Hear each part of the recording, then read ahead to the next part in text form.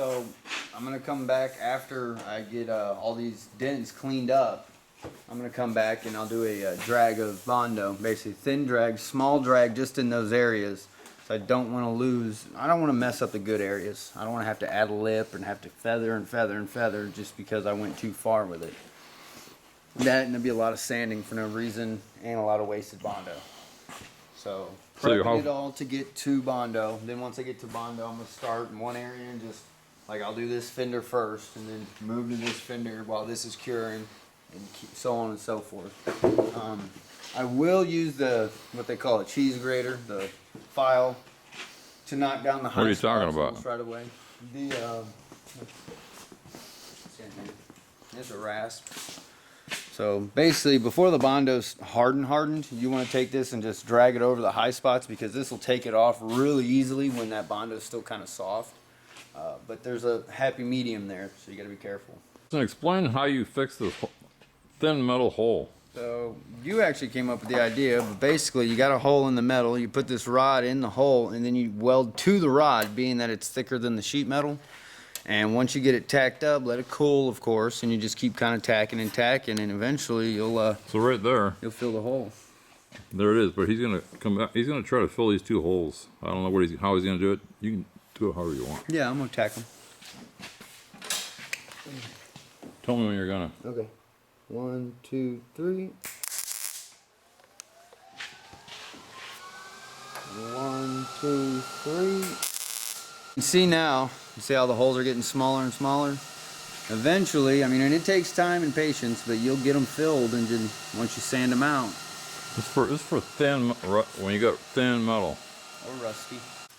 So that's, right there is good enough for Bondo. Mm-hmm.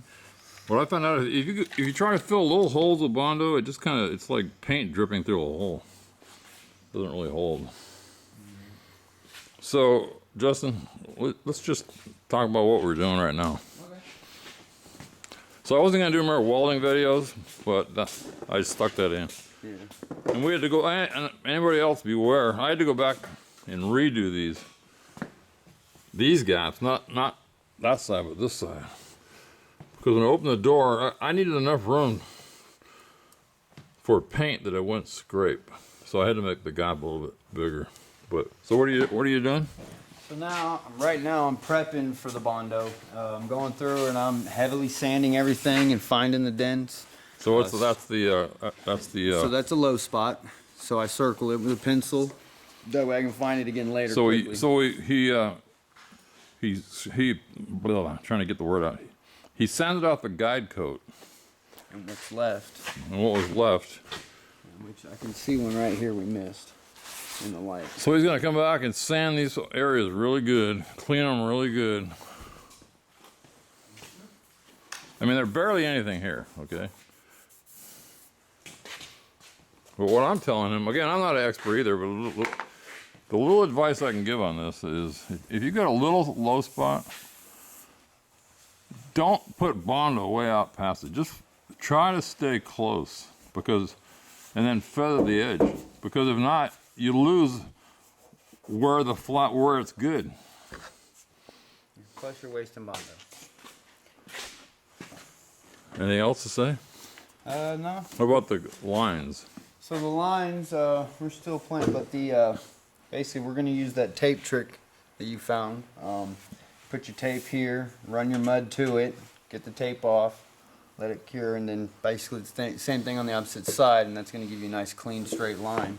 So we did put tape, there was a piece of tape here. Mm-hmm. Here's the other thing we found out, if you put tape, you got to take it off obviously to sand, but I left a mark at the top of the tape. So, because we pulled the tape from one end all the way across. But here we had to take tape off, so if you're by yourself, it's pretty hard to, I think it is, to pull a straight line. Yeah, it would be.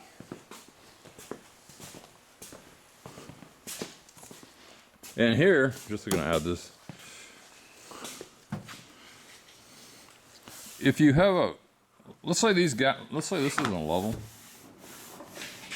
Again, I'm stealing ideas from people. Put something in here like foam or something. You can see it wouldn't work right here.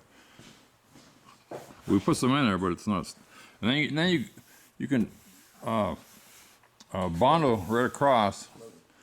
And then if you hit it just at the right time, but not when it's too soft, not when it's too hard, you can just make a clean cut. And then, yeah, heater's on. Anyway, Justin left, but I'm just going to show you what. So found all the spots that we showed earlier when we circled them, just so you can see them fast. I can't do this and hold the camera. So I'm going to go around and wipe it with wax and grease remover. Yeah, I guess I will show this. So I already did some of them. Like I said, I got a pencil mark, but once you put this stuff on, the pencil mark disappears. So you gotta just remark it. Or else you have Bondo everywhere. I don't need Bondo here. I don't need it there. So.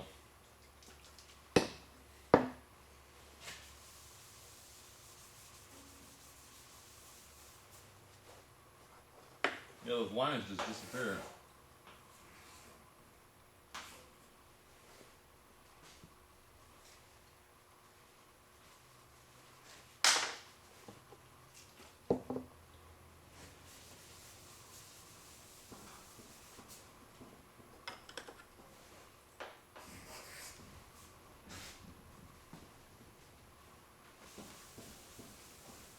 Probably be easier to put this stuff in a spray bottle.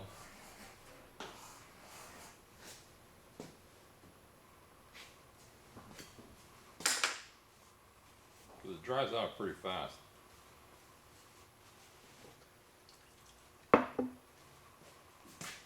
So I got a couple up here. Keep this pencil close to me.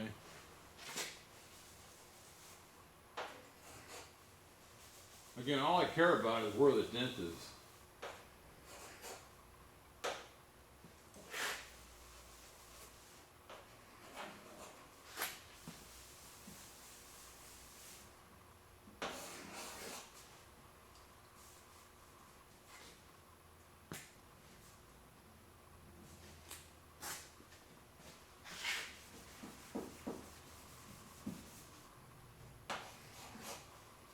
So anyway, I'm not going to show it all, but then I'll just dry it.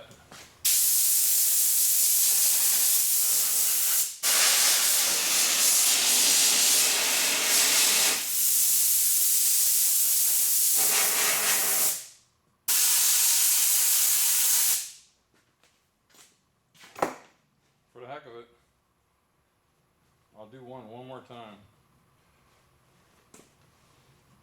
Just to see how much, see if there's anything left on there. I mean, it won't hurt to do it 2 times. Why take a chance?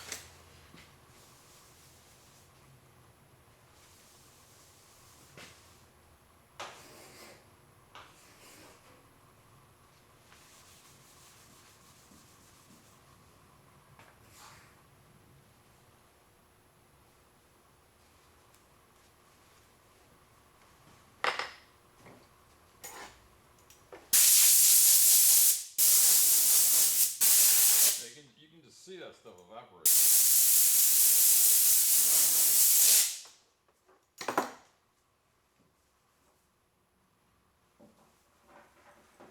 That's a wet rag.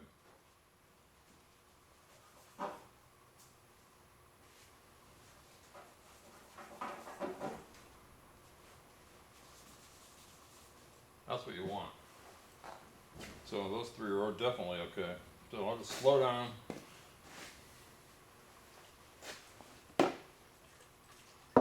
Without these circles, I can hardly see where the dents are.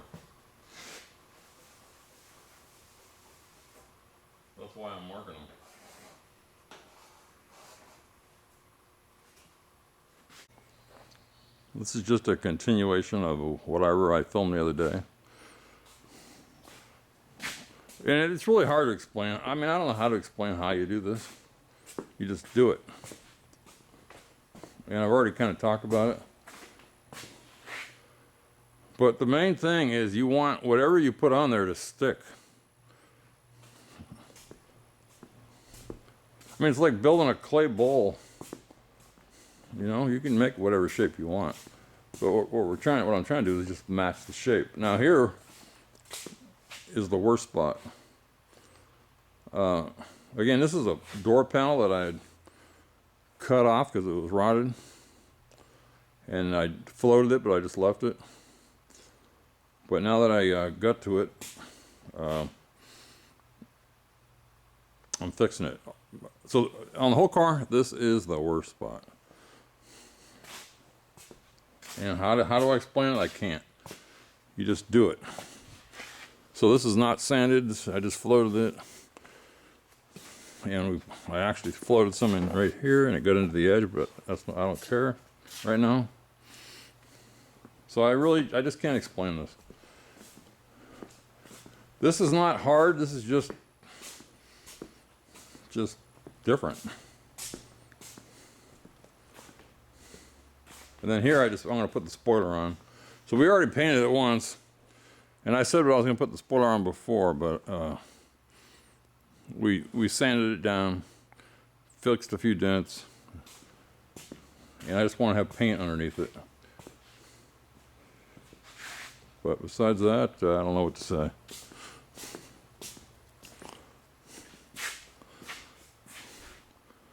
But you can see where we started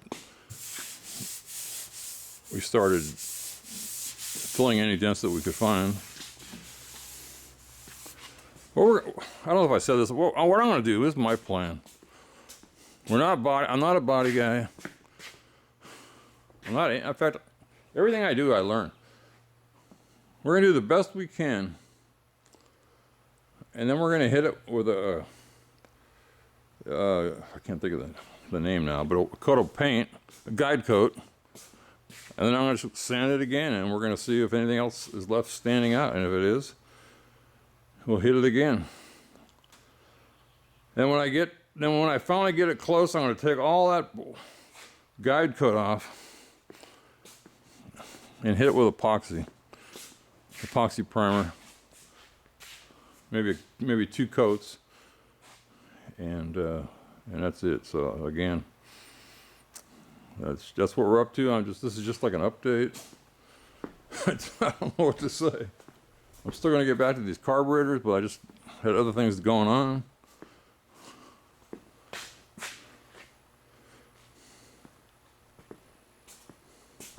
But again, the main thing about this is you got to make it. You're trying to follow what the metal was in the first place, and you want whatever you do to stick. So that's why everybody says strip it down to metal, and then put epoxy on, because they want it to stick. But I think everything I did is gonna stick. So that's my advice. But there's 10,000 people making videos on priming cars and bodywork.